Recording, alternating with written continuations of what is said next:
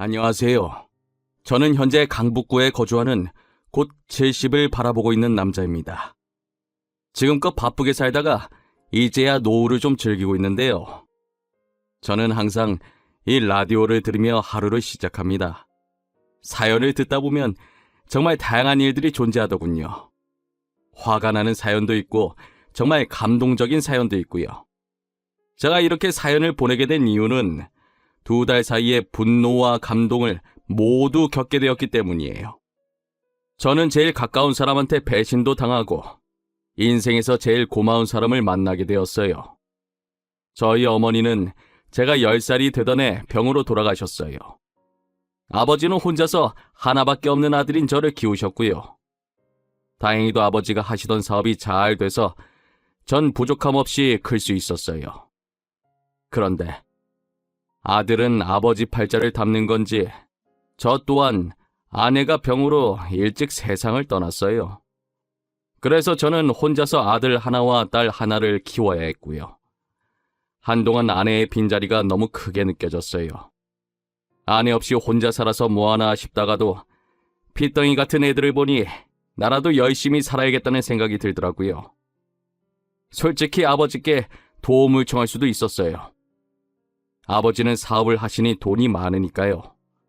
하지만 저는 아버지께 의지하고 싶지 않더라고요. 저는 제 힘으로 자식들을 키우고 싶었어요. 아내의 사망보험금으로 조그만 음식 사업을 하기 시작했어요. 아무래도 아버지 도움 없이 하려고 하니 처음엔 인맥이 없어서 반응이 별로 없더라고요.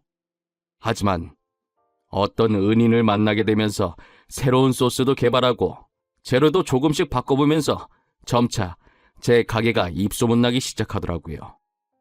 토스트 전문점이었는데 학생들을 주 고객으로 삼았어요.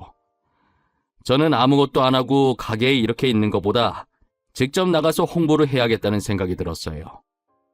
토스트 하나를 만들어서 시식해보시라고 먹기 좋게 그걸 반으로 잘라서 종이컵에 담아갔어요. 아무래도 처음엔 낯선 사람이 토스트를 내밀고 있으니 다들 안 먹겠다고 거부하더라고요. 이 방법도 틀린 건가 싶을 때 어떤 한 학생이 제게 다가와 토스트를 가져가더군요. 그 학생이 한 입 먹더니 뭔가 골똘히 생각하는 눈치였어요.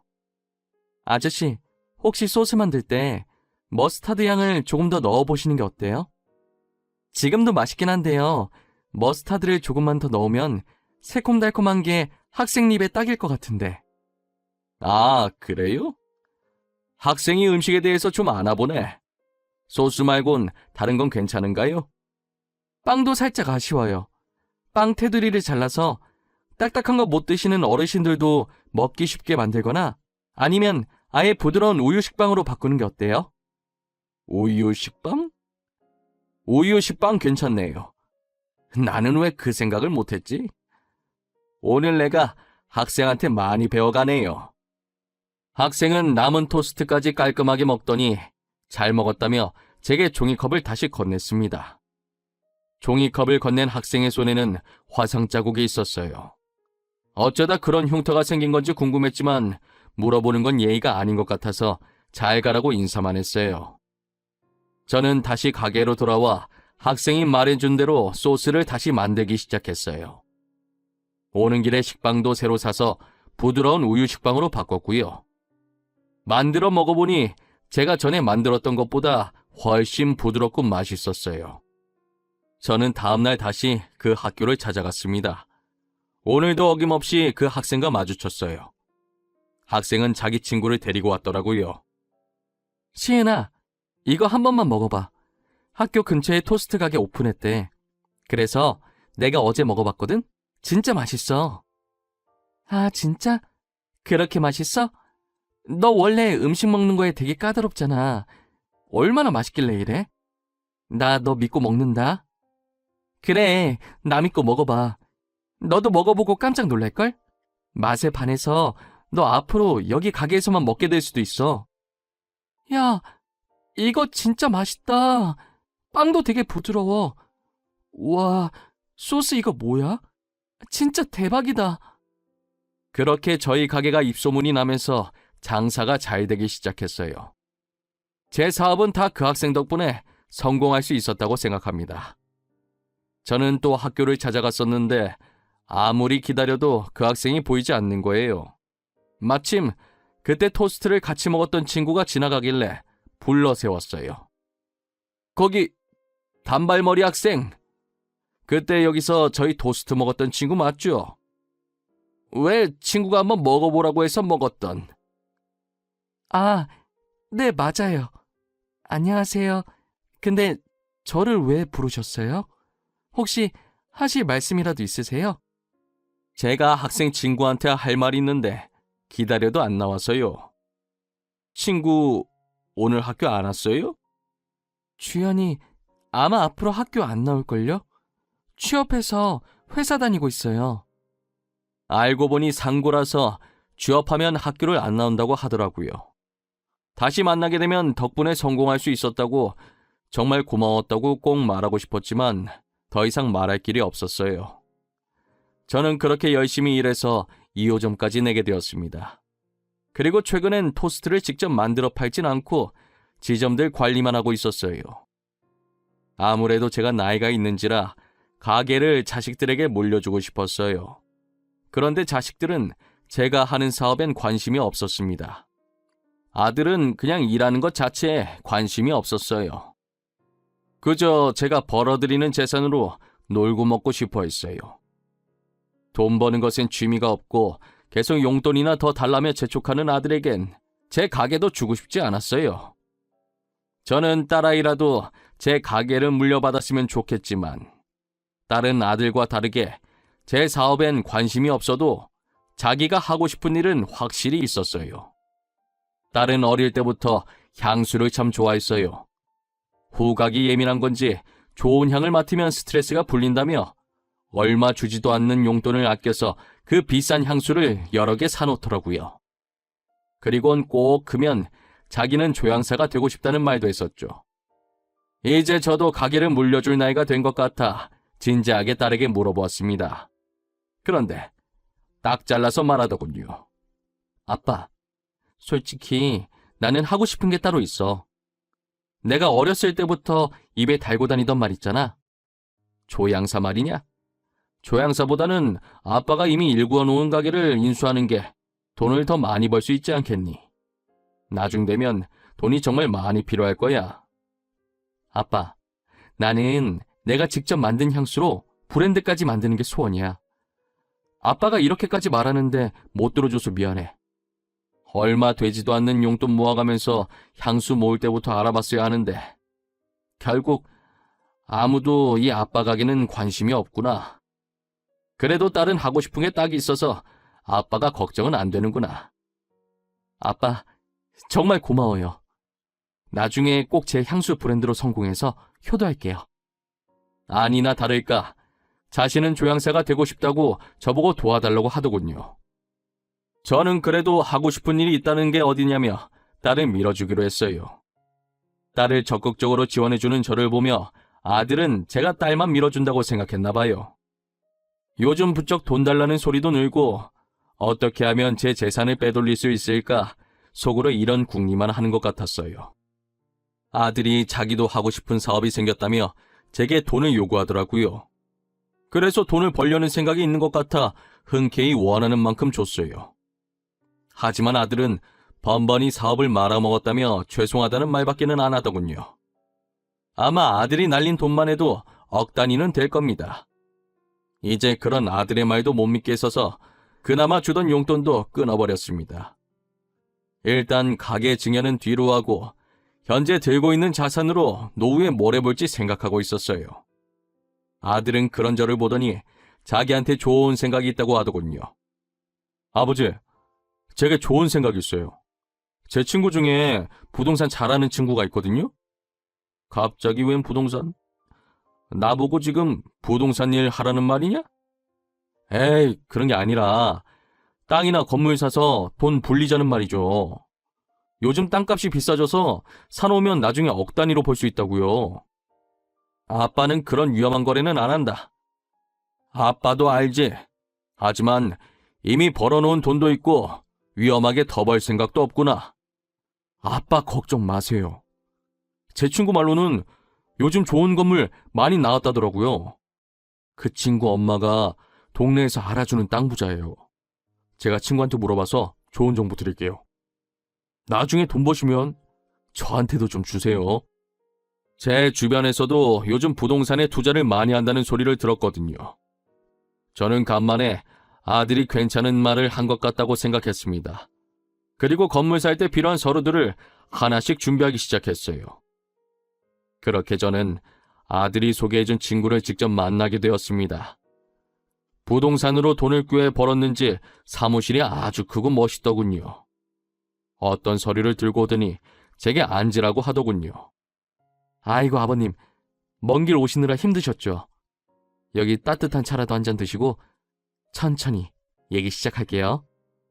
자네, 도대체 돈을 얼마나 버는 겐가? 회사가 아주 멋들어지는구만. 에이, 그래도 아버님보다 못하죠. 아버님은 2호점까지 있으시다면서요. 그 가게는 어떻게 하실 생각이세요? 제가 듣기론 아무도 안 물려받으려는 것 같던데 파실 거예요? 팔긴 왜 팔아? 거기에 쏟아부은 내 노력과 시간이 얼만데 절대 못 팔지. 그 아들이 말한 좋은 건물이나 보여주게. 이거 정말 좋은 매물이거든요. 너무 아까워서 아직 아무한테도 안 보여줬는데 아버님은 특별히 지은이 봐서 보여드린 겁니다, 진짜. 그렇게 대단한 건물이야? 내가 살다 아들 덕을 다 보겠네. 어디 한번 물건이라도 좀 봅세. 저는 당시 아무한테나 안 주는 정보라는 말에 솔깃해서 열심히 아들 친구의 말을 들었던 것 같아요. 하지만 사람 일은 모르는 것이라 조금만 생각해보고 다시 연락 주겠다고 하고 나왔습니다.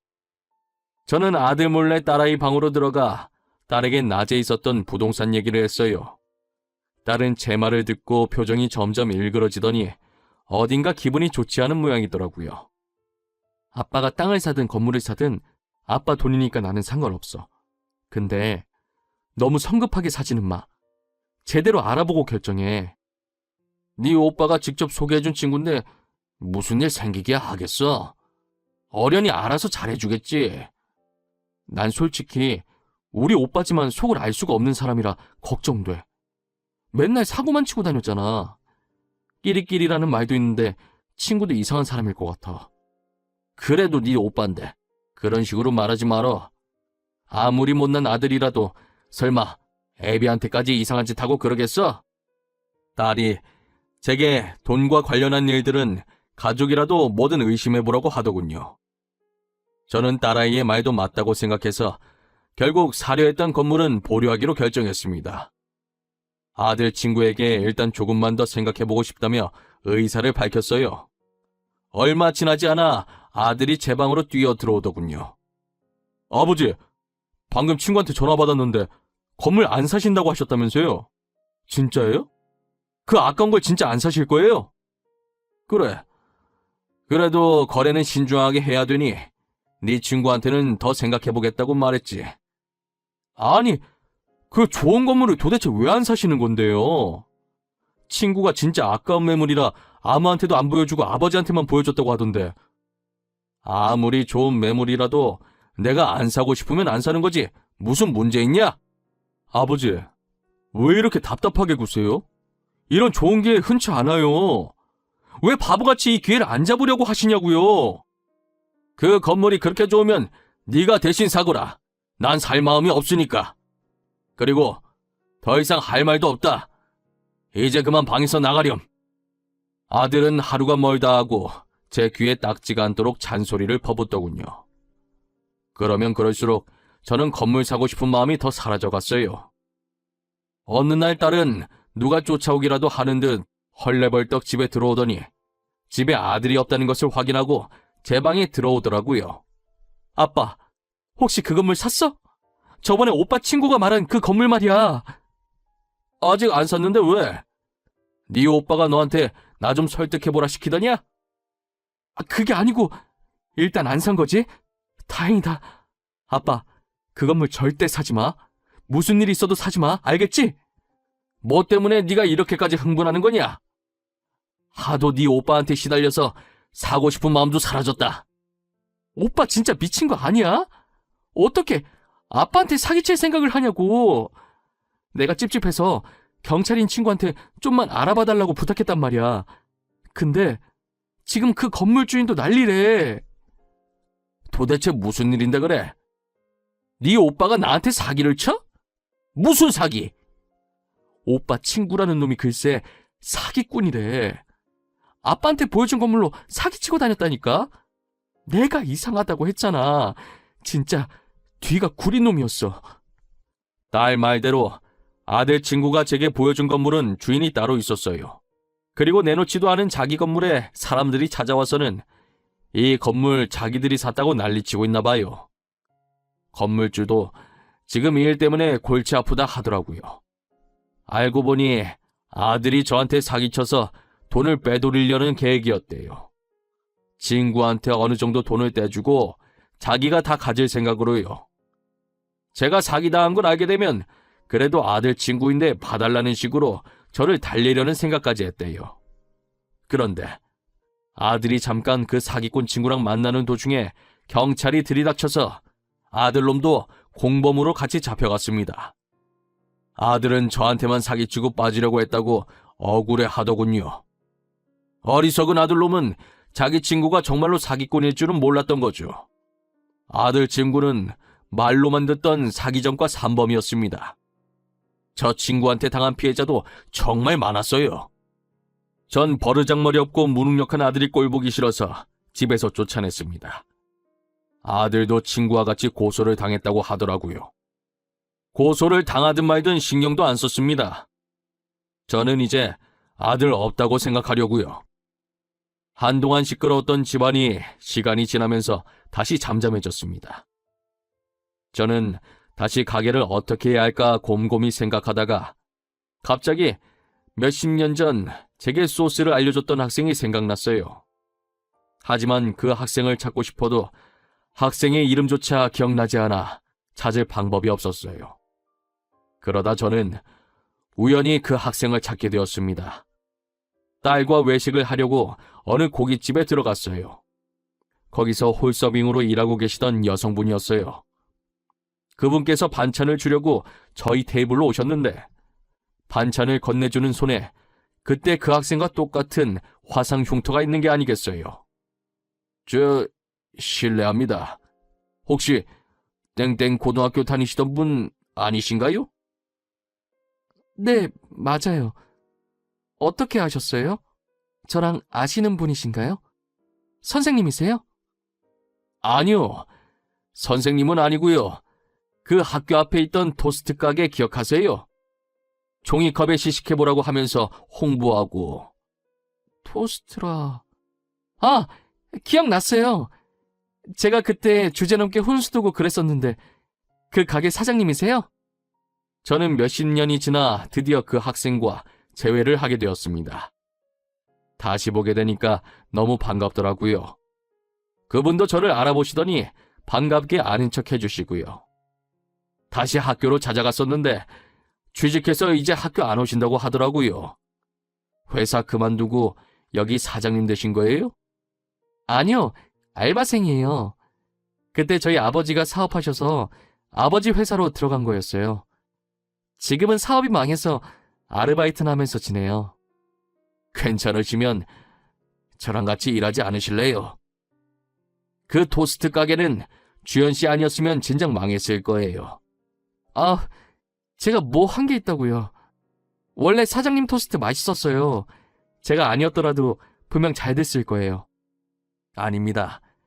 주연 씨가 알려주신 대로 해서 잘 된 거예요. 친구들한테 홍보도 많이 해주셨잖아요. 그러니 저희 가게는 주연 씨 덕분에 큰 거죠. 계속되는 저의 설득에 주연 씨는 저희 가게로 오시기로 하셨어요.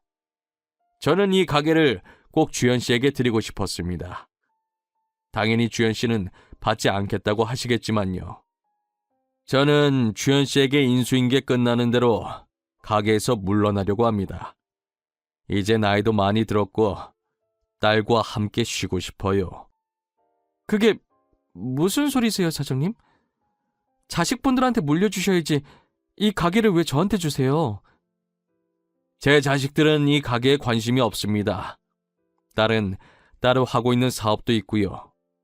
이 가게는 주현 씨가 만든 거나 다름이 없어요. 그리고 저도 주현 씨라면 믿고 떠날 수 있을 것 같고요. 주현 씨는 계속 사양하다가 결국 두 손 두 발 다 들고 제 뜻대로 가게를 받으셨습니다.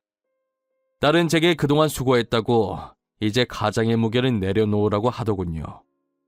지연아, 가게 말이다. 그거 주현 씨한테 증여해단다. 그분 없었으면 이 가게가 지금껏 잘 될 수 없었어. 잘했어.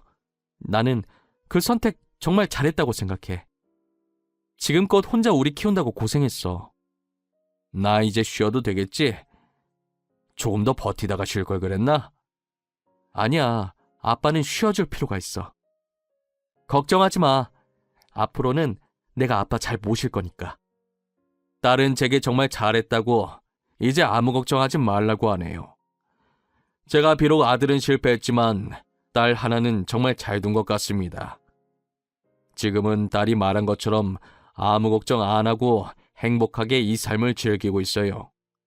가끔 둘이서 놀러도 다니고 맛있는 것도 먹으면서요. 그리고 잠시 아들 이야기가 나와서 하는 말인데, 현지 아들은 고소당했다가 조사 중 공범이었던 증거가 없어서 풀려났더라고요. 저희 집에 찾아와서 잘못했다고 울면서 빌길래 정신 차리고 살라고 얼음물 한 바가지 끼얹어주고 쫓아냈습니다. 감히 어떤 자식놈이 부모를 상대로 사기를 치려고 하나요? 저는 절대 이 일을 그냥 넘어갈 수가 없어요. 여러분들은 절대 제 아들놈처럼 부모님한테 이러시면 안 됩니다. 나중에 후회하지 마시고 살아가실 때 더 잘해주세요. 제 이야기는 여기까지입니다. 들어주셔서 감사합니다. 다들 행복한 하루 보내세요.